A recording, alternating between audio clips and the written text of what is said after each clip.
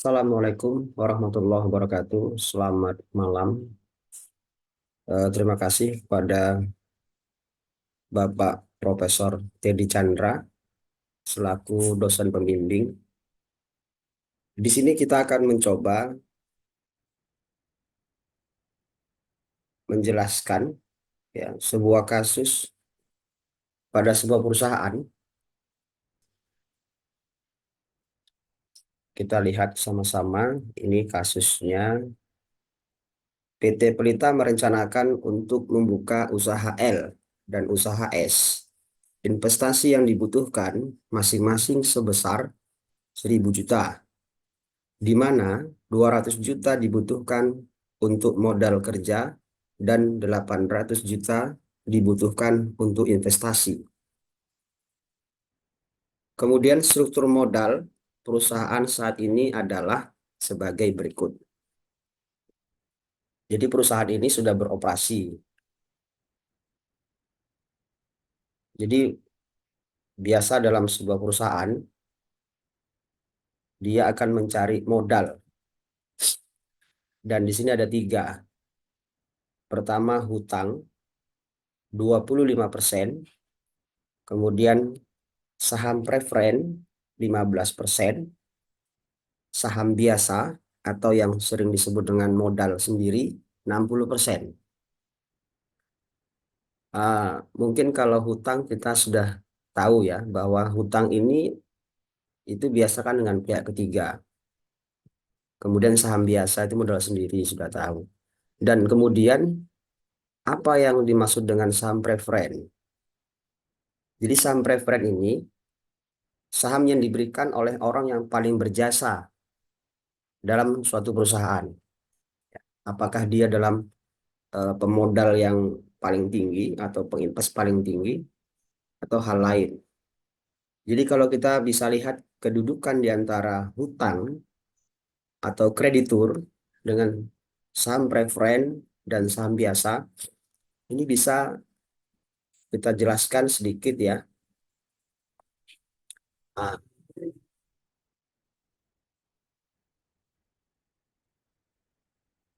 ya, dalam sebuah perusahaan misalkan begini, misalkan mengenai hak suara. Kalau dia kreditur atau orang yang memberikan pinjaman, itu tidak punya hak suara dalam menentukan kebijakan perusahaan. Maksudnya begini, eh, dalam sebuah perusahaan itu biasanya ada pemilihan direksi, ya, atau yang lainnya, tetapi hak suara untuk memilih atau menentukan itu kreditur tidak ada. Berbeda dengan preferen dan saham biasa. Kalau preferen atau saham preferen, dia punya hak suara. Kemudian saham biasa juga punya. Ya. Kemudian bagaimana dengan pendapatan atau bunga atau dividen? Kreditur tetap mempunyai atau tetap mendapat dividen. Preferen juga mendapat dividen, tetapi sifatnya fluktuasi, ya, naik turun ya, tergantung inflasi. Kemudian saham biasa juga berfluktuasi, ya, tergantung tadi keuntungan perusahaan. Dan bagaimana jika perusahaan rugi? Ya, ketika perusahaan rugi, maka kreditur juga tetap mendapatkan dividen atau bunga. Preferen juga dapat. Tetapi untuk modal sendiri atau saham biasa tidak ada dividen, ya, tidak ada eh, bunga atau pendapatan. Kemudian bagaimana jika perusahaan likuidasi atau bangkrut? Maka pihak kreditur itu akan didahulukan ya. Misalkan bagiannya berapa itu akan didahulukan. Lalu kemudian preferen itu nomor 2 setelah kreditur. Makanya memang preferen ini adalah saham yang ini istilahnya saham istimewa untuk orang-orang yang berjasa di perusahaan. Sedangkan saham biasa atau modal sendiri, ya itu paling terakhir dia mendapatkan dividen atau pembagian eh, sisa dari apa namanya likuidasi perusahaan. Tetapi itu pun jika ada sisa.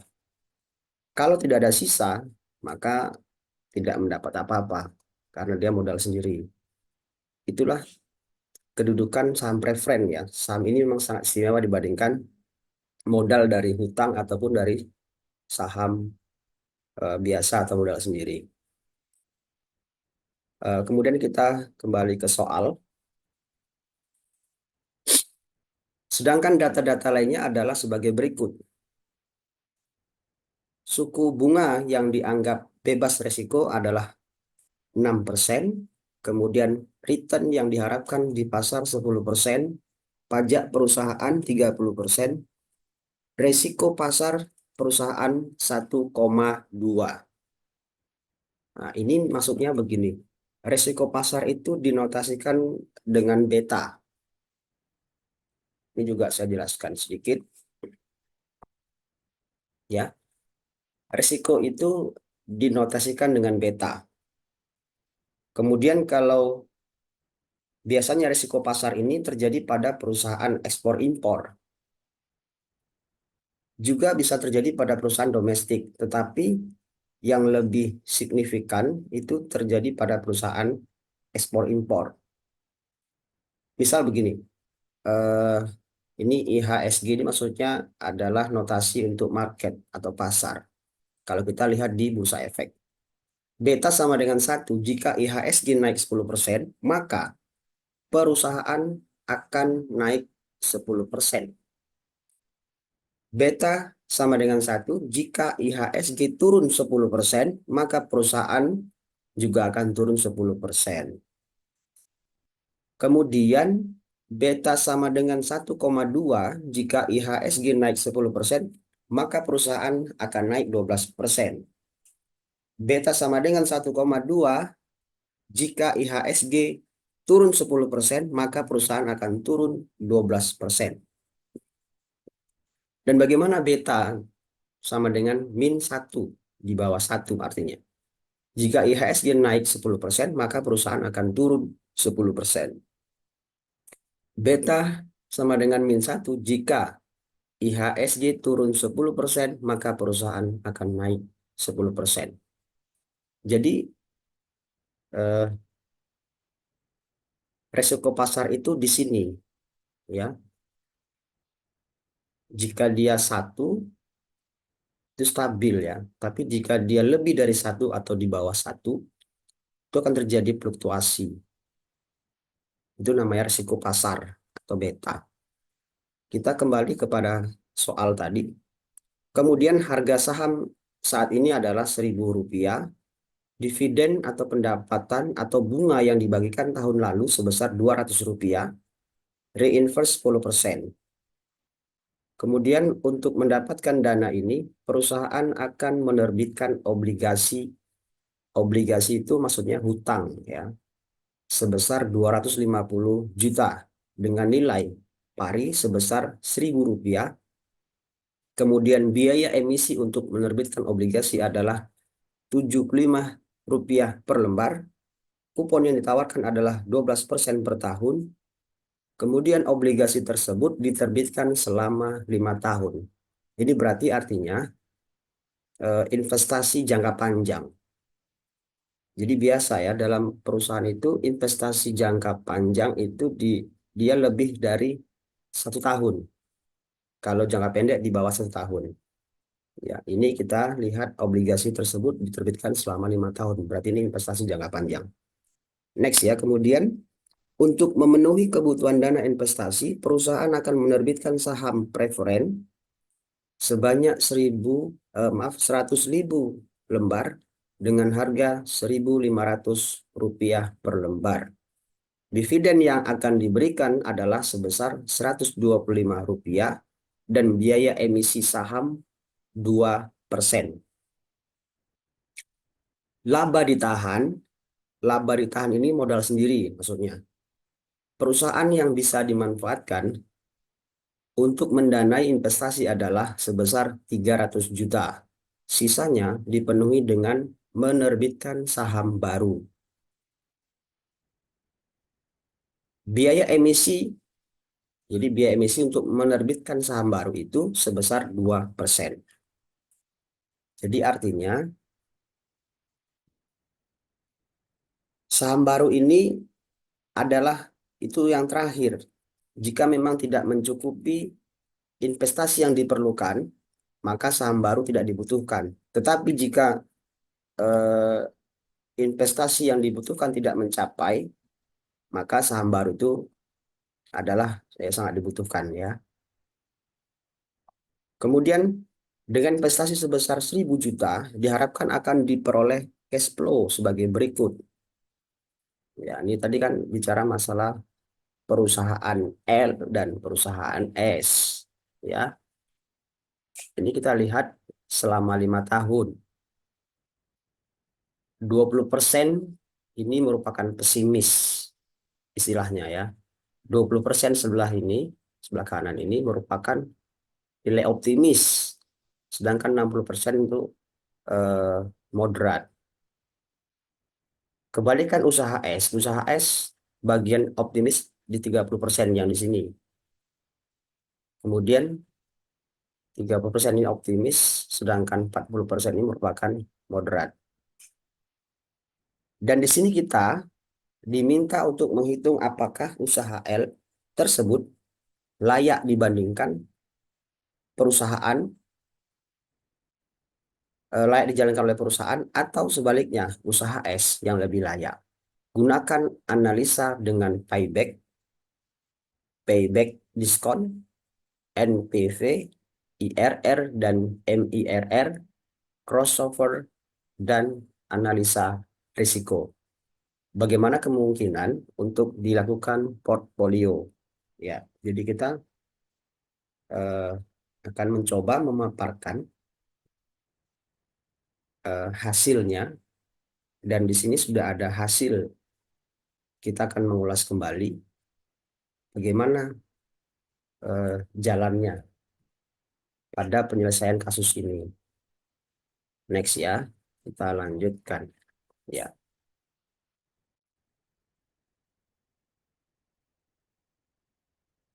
nah di sini kita buat dulu struktur modal. Tadi ada hutang, ada saham preferen, ada saham biasa, dan saham baru jika diperlukan. Jadi sebenarnya ini begini. Kalau kita lihat dari soal, hutang 250 juta. Nah ini kita lihat di sini dulu, kita balik dulu. Ah, perusahaan akan menerbitkan obligasi ini hutang 250 juta dengan nilai pari 1.000 rupiah.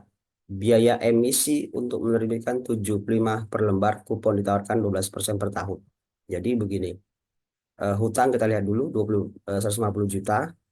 Saham preferen itu yang mana? Saham preferen itu ini eh, ya, perusahaan akan menerbitkan saham preferen sebanyak 100.000 lembar dengan harga 1.500. Jadi 1.500 ini dikali dengan 100.000 lembar itu sama dengan 150 juta. Ya, maka kita buat 150 aja di sini. Kemudian saham biasa. Ini saham biasa itu sama dengan modal sendiri atau laba ditahan. Laba ditahan perusahaan yang bisa dimanfaatkan untuk mendanai investasi adalah 300 juta. Ya, ini 300 juta, kita buat 300 di sini. Kemudian kita totalkan. Jadi total dari hutang, saham preferen, dan saham biasa dari struktur modal yang ada itu hanya 700 juta. Sementara yang diperlukan oleh perusahaan adalah di awal tadi itu sudah sebutkan, investasi yang dibutuhkan masing-masing sebesar 1.000 juta. Tentu kan ini kurang, makanya kita memakai saham baru. Maka saham baru ini merupakan sisa ya untuk menggenapkan 1.000 juta. Jadi kalau di sini 700, berarti kalau 700 1000 dikurang 700 kan tinggal 300, maka di sini 300 ya. Oke, hasilnya 1000. Kemudian komposisi ini diperoleh dari mana? Komposisi ini adalah eh, dana dibagikan total nilai investasi atau nilai saham. 250 dibagi 1000 itu 25%. Dan seterusnya. 150, 15%, 300% dan 30%, kemudian 300 itu 30%. Maka total komposisi adalah 100%.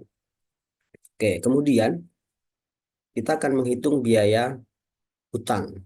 Sebelum kita hitung biaya hutang, bahwa kita akan seperti yang di soal tadi,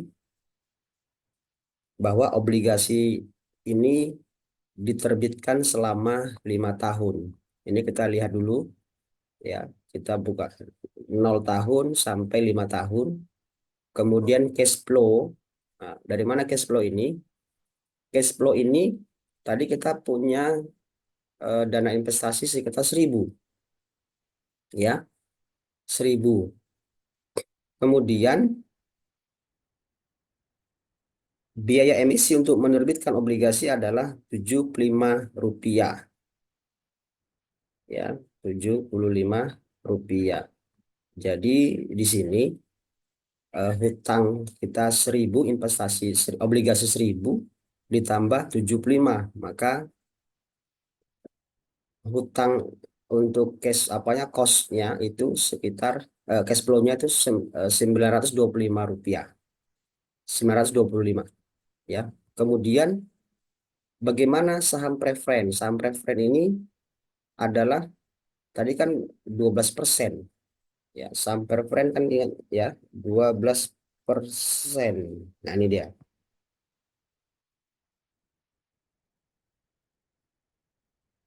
Obligasi kupon yang ditawarkan adalah 12% per tahun. Maaf ya. Kupon yang ditawarkan adalah 12% per tahun. Jadi 12% dikali 1000 maka 120. Sama ya. Kemudian saham biasa, saham baru ya, selama setahun, 2 tahun, sampai 5 tahun. Maka 5 tahun ini cash flow ditambah 1000 ya. Maka 1120. Nih, kemudian biaya bunga. Biaya bunga itu IRR ya. IRR J4 J9. Jadi sama dengan IRR ya, J4 sampai dengan J9 ya, 14,19%. Biaya hutang biaya hutang, nah, bagaimana biaya hutang? Biaya hutang itu sama dengan 12% tambah 75. Sebentar. Biaya hutang itu sama dengan cost of debt. Ini dia. Rumusnya itu sama dengan atau disebut dengan cost of debt sama dengan KD sama dengan interest dikali 1 kurang tax ya. Jadi kalau kita lihat biaya hutang itu J11 artinya biaya bunga, interest itu biaya bunga artinya dikali 1 dikurang 0,3. Kan tadi kan 30%. Di soal kan 30%.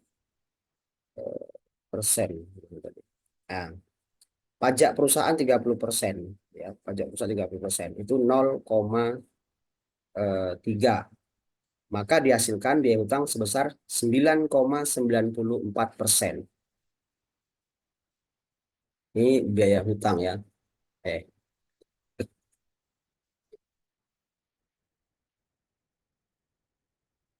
9,94%. Nah, biaya hutang ini kita masukkan di cost. Ya, makanya cost ini langsung sama dengan J12. J12 ya. 9,94%. Ini nggak bisa diketik langsung, nanti berbeda, berbeda koma ya. Tapi dipindahkan dari yang sudah dicari. Kemudian bagaimana saham preferen? Cost saham preferen itu diperoleh dari 125 dibagi 1.500 dikali 1. Nah, ini dia. Rumusnya adalah KP sama dengan dividen per harga saham. Ya. Atau dividen per harga saham kali 1 dikurang biaya emisi. Ya. Kita kan tadi sudah lihat ya 125 itu dari mana? Ini dia, referen. Dividennya 125 ya. Kemudian dibagi 1.500. 1.500 yang mana? 1.500 adalah harga harga saham. Itu 1.500 per lembar. Jadi 125 dividen dibagi 1.500 dikali 1 dikurang biaya emisi. Berapa biaya emisi pada preferen? 2%. Jadi 2% sama dengan 0,02. Maka hasilnya 8,50%. Kita lanjut yang ke bawah, saham biasa. Saham biasa itu adalah eh, cost of equity. Saham biasa itu disebut dengan biaya modal sendiri. Rumusnya adalah KS sama dengan RF. RF itu adalah pendapatan tanpa resiko ditambah return market atau RM dikurang RF pendapatan tanpa risiko dikali beta. Ini rumusnya. Sehingga diperoleh RF itu yang mana? Pendapatan tanpa risiko. Ya, kita lihat di soal. Pendapatan tanpa risiko. Nih, suku bunga dianggap bebas risiko adalah 6%. Ya, 6%. Kemudian return-nya, ya, return marketnya itu 10%. Jadi 6% ditambah 10% dikurang pendapatan bebas risiko juga 6% dikali 1,2 ya 1,2 1,2 dari mana? Ini risiko pasar perusahaan 1,2, maka dihasilkan 10,80%. Next ya, kemudian saham baru. Saham baru rumusnya adalah KS sama dengan ini, biaya saham biasa dibagi 1 dikurang biaya emisi. Biaya saham biasa itu yang mana? Biaya saham itu F6. F6 itu adalah 10,80% tadi. Dibagi 1 dikurang biaya emisi 2%, 0,02. Hasilnya 11,02%. Ya, kemudian COC. Ya, COC-nya hutang itu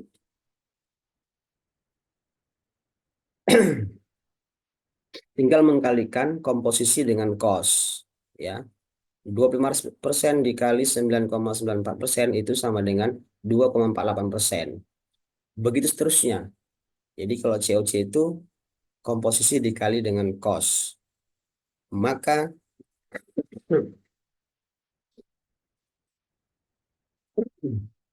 untuk mencari WACC ini adalah weight average of cost of capital, ya, artinya biaya modal rata-rata tertimbang WACC. Jadi ini tinggal jumlahkan nilai COC-nya dari struktur modal, hutang sampai saham baru. Maka dihasilkan 10,31%. Ya, 10,31%. Ya, kemudian Next kita akan menghitung kelayakan. Apakah layak yang mana, usaha L atau usaha S ya. Usaha L ini 0 sampai 5 tahun. Kemudian optimisnya 20%. Ini nilainya sudah tertera di soal tadi. 60% moderat sudah tertera di soal. Kemudian 20% ini optimisnya 250 sampai 450. Bagaimana biaya untuk cash flow? Ya, cash flow ini dari mana kita peroleh? Kita lihat di soal, dengan investasi sebesar 100 juta diharapkan akan memperoleh cash flow ya. Berarti kan investasi sebesar 1000 juta ya. Ini dia 1000 juta sebagai investasi. Kemudian kita akan mencari pada 0 tahun perusahaan itu mendapatkan modal 1000 juta. Ini dia, atau 1 miliar cash flow-nya. Kemudian pada tahun pertama ini kita tinggal mengkalikan saja ya. 150 dikali 20%, ini tengok optimisnya. Kemudian lihat optimisnya. Kemudian 200 dikali 60%, ditambah 200 kali 60%, ditambah 250 dikali 20%. Maka diperoleh hasilnya 200. Begitu seterusnya. Jadi cash flow ini nilai pada tahun pertama dan kalau tahun kedua sampai tahun kelima itu dikalikan dengan optimis, kemudian moderat dan pesimis ya. Itu hasilnya sampai 400. Kemudian kita lanjut ke PV, ini eh, PVCF ya, cash flow juga sama 1000. Ini diperoleh dari G16. G16 itu 1000 1000 dibagi 1 ditambah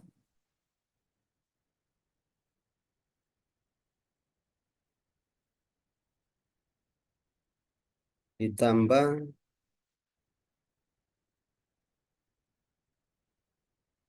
WACC 10,31%. Ya, jadi 1000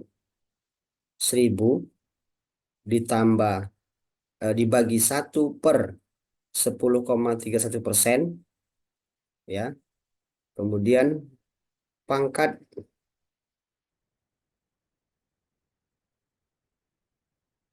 C16 ya, dia 0 tahun ya, maka sama hasilnya 1000. Kemudian untuk tahun pertama ya sama juga. Jadi diperoleh dari 200 dibagi 1 tambah WACC 10,31% dikali dengan tahun ya, tahun kedua ya, pangkat kan tahun kedua dan seterusnya sampai tahun kelima 244,95 ya. Kemudian payback-nya bagaimana? Payback itu adalah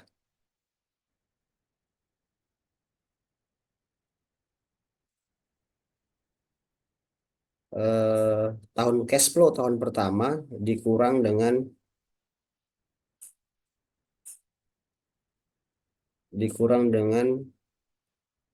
saya ulangi ya, G16 dikurang G17 berarti cash flow tahun nol dikurang cash flow tahun pertama. Hasilnya 800. Kemudian, nah, ini kita bisa lihat, kalau melihat payback ini kita lihat tabel di bawah ini. Ini ada 0 tahun, tahun pertama, tahun kedua, tahun ketiga, dan tahun keempat. Nah, kenapa nggak sampai 5 tahun? Nah, kita lihat dulu di sini. Dalam investasi perusahaan itu biasanya kalau sudah hasil negatif, maka berhenti di tahun itu. Contoh misalkan tahun pertama, ini nyari paybacknya ya. Ini 1.000 nilai investasi, kemudian tahun berikutnya 200. 1.000 kurang 200 sama dengan 800. 800 dikurang cash flow di tahun kedua 250, maka hasilnya 550. 550 dikurang dengan cash flow tahun ketiga itu 300 sama dengan 250. 250 berarti investasi berjalan sudah 3 tahun. Kemudian pada tahun keempat 250 dikurang 350, ini hasilnya minus 100. Maka ini berhenti. Ya, kalau kita pindahkan di sini tadi sama 800, 550, 250, maka di tahun keempat berhenti. Sampai sini berhenti. Ah, kemudian kita akan mencari, berarti dia paybacknya itu selama 3 tahun. Kemudian berapa bulan? Di sini karena tadi berhenti ya, I19 berarti dia 250 cash payback pada tahun ketiga 250 dibagi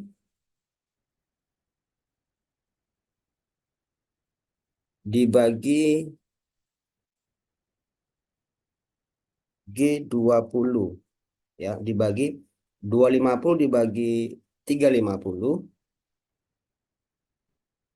dikali 12 ya, dikali 12 itu artinya dikali setahun, maka diperoleh 8,5, berarti ini 8 bulan ya, 8,5 berarti 8 bulan.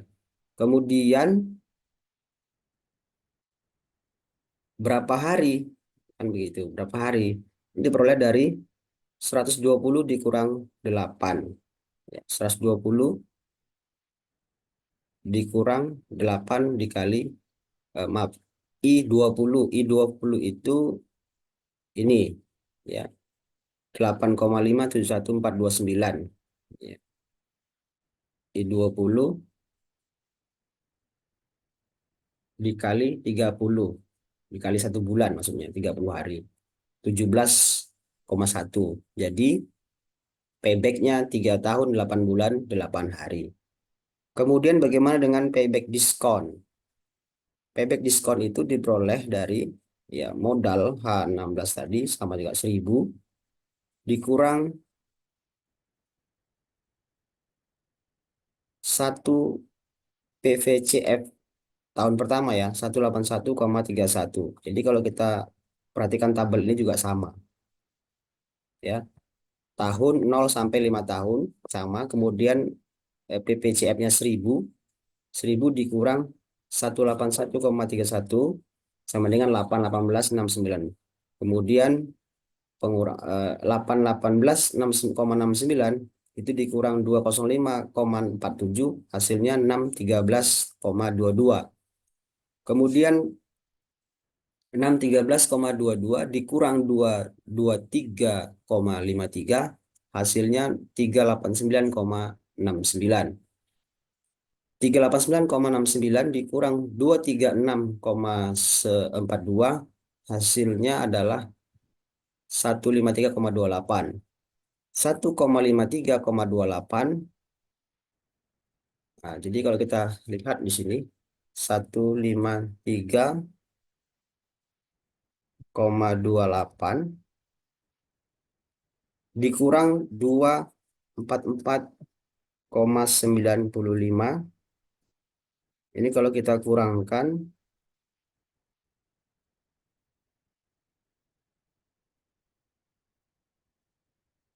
maka hasilnya negatif 91,67. Artinya, maka berhenti pada pada tahun keempat, ya. Ini berarti pada tahun keempat. Negatif hasilnya cuma satu. Ya. Jadi kita lihat kalau kita masukkan di sini payback diskonnya berhenti di angka 153,28. Kemudian ini berapa tahun? Sudah pasti 4 tahun. 4 tahun berapa bulan? Mencari bulannya adalah 153,28 dibagi 244,95 dikali 12 bulan atau dikali setahun. Hasilnya 7,51. Kemudian berapa hari? Berapa hari? Berarti 7,51 dikurang 7 hari. Tadi kan sudah dapat 7 ya, 7 bulan, maaf, 7 bulan. Jadi 2 eh, 7,51 7,51 dikurang 7 dikali 30 hari. Maka didapat 15,27. Berarti dia payback diskonnya itu 4 tahun 7 bulan 16 hari. Ya. Kemudian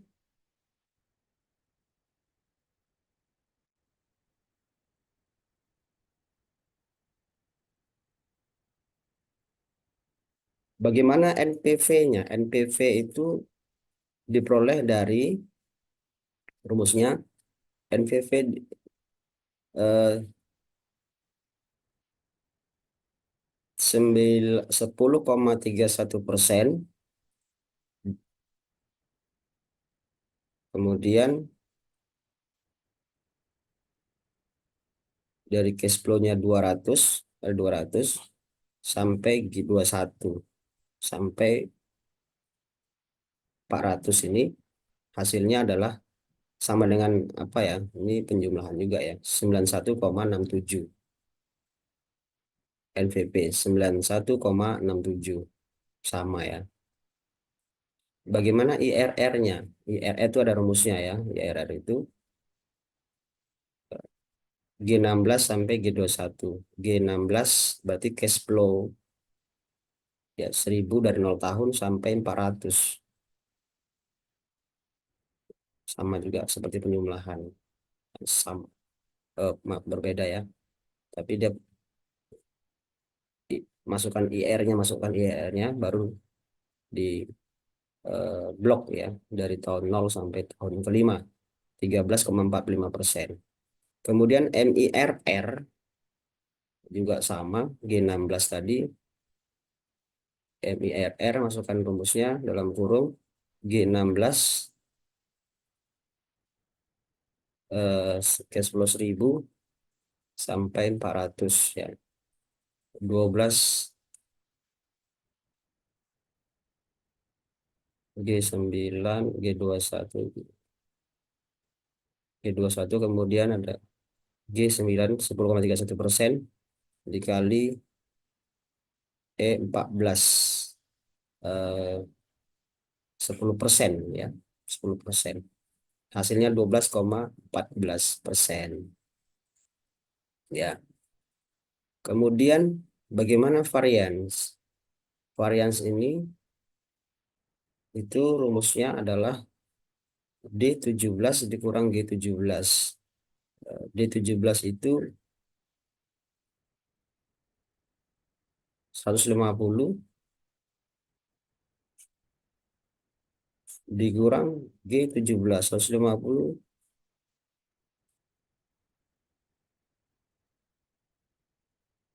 varian itu kurang G17. 150 dikurang cash flow-nya 200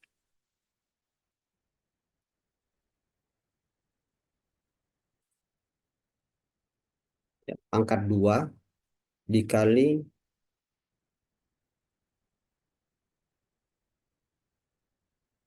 20%. dikali 20% ditambah 200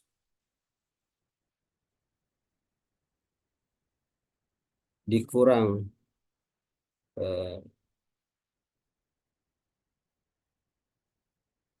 200 kurang 200 dipangkatkan 2 dikali 10% ditambah 250 dikurang 200 pangkat 2 dikali 10%. Hasilnya 1000. Ini kalau kita lanjutkan semua hasilnya 1000 sama. Kemudian standar NPV. Ya, standar NPV itu sama dengan atau sama dengan standar deviasi akar dari variance, ya, akar dari variance. Ya, standar deviasi itu akar dari variance. Jadi K17 dibagi yang mana K17 1000. Nah, 1000 dibagi 1 tambah 10,31%, yaitu WACC-nya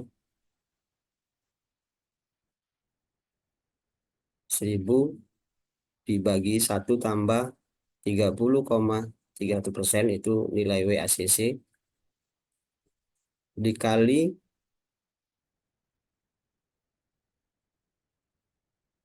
tahun pertama 7 kali 1 dikali 2, ya, dikali 2 821,8713. Jika diurutkan sampai dengan 374,9895. Jadi nilai variance itu nilai variannya sum, ya, tambahkan aja standar NVV, tambahkan itulah nilai varian. Standar deviasi tadi akar dari varian, ini akarnya dari varian itu 53,70054. Nilai Z itu sama dengan ini rumusnya X dikurang mu per theta, ya, min 1,71. Probabilitas rugi sama dengan 4,39%. Ini adalah untuk usaha L. Dan sama juga dengan usaha S. Ya, prosesnya sama dengan usaha S. Ya, kemudian kita akan lihat di tahun pertama sampai tahun kelima, proyek L diperoleh 1000 investasi 200, 250, 300, 350, 400. Proyek S 1500, 335, 250, 215, 125. Selisihnya 0 pada tahun 0. Dan tahun pertama 300, 85 tahun kedua, tahun ketiga 50, tahun keempat 135, tahun kelima 275, maka crossovernya 5,61%. Crossover kita bisa lihat, bisa cari dengan IRR, ya. Kemudian COC tadi 0,00%, 5,00%, 5,61%, 10%, 15%, 20%, 250%. NPVL 500, 277,74, 253,97, 101,25, 40,81, 156,57, 251,97. LTVS-nya di perusahaan S-nya 425 dan seterusnya sampai min 28,58. Jadi analisis crossover ini kita lihat dari grafik, ya. NPVL itu ini kita lihat menurun, ya, yang L. Kalau yang S dia cenderung lebih meningkat, ya, lebih meningkat. Bagaimana dengan portfolionya? Nah, portfolionya seperti biasa tahun 0 sampai tahun kelima. Proyek L tadi kita sudah peroleh 50%-nya, itu berarti ini kita peroleh 50% dari PS juga begitu. return P. Return P itu ini 1000 yang tahun 0 yang tidak ada perubahan. Pada tahun pertama itu 200 dikali 50% ditambah 500 dikali 50%. Maka 35, 350,00. Terus sama sampai ke bawah sampai tahun kelima 262,50. Return yang diperoleh, return itu jumlahkan aja proyek L. Dari tahun 0 sampai tahun kelima itu 1.500, juga sama proyek S hasilnya 1.425, return P 1.462,50, variance 6.250, proyek S 20.112,5, return P 1153,13. Standar deviasi, standar resiko 79,06 pada proyek L. Proyek S 141,82, return P 33,96. CV 5,27%, proyek S 9,95%, return P 2,32%. Jadi korelasinya negatif 0,970 ya. Summary. Jadi kalau kita simpulkan kriterianya, payback-nya berapa? Pada proyek L 3 tahun 8 bulan 18 hari. Proyek S 2 tahun, eh, payback-nya ya 7 bulan 28 hari. Payback diskon 4 tahun pada proyek L 7 bulan 16 hari, sedangkan proyek S 3 tahun 7 bulan 1 hari. NPV 91,67 pada proyek L, proyek S-nya 136,66, IRR 13,45%, proyek S 17%, MIRR 12,14%, proyek S 12,99%, probabilitas rugi 4,39%, dan proyek S 8,42%.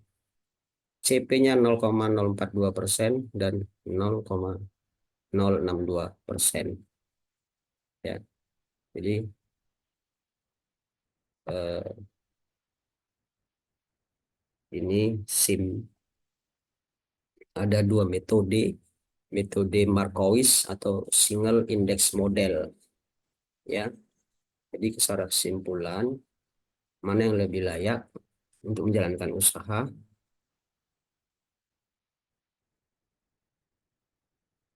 yang lebih layak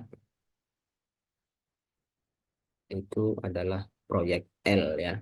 Oke, baik demikian pemaparan tentang eh, kasus manajemen keuangan bisnis.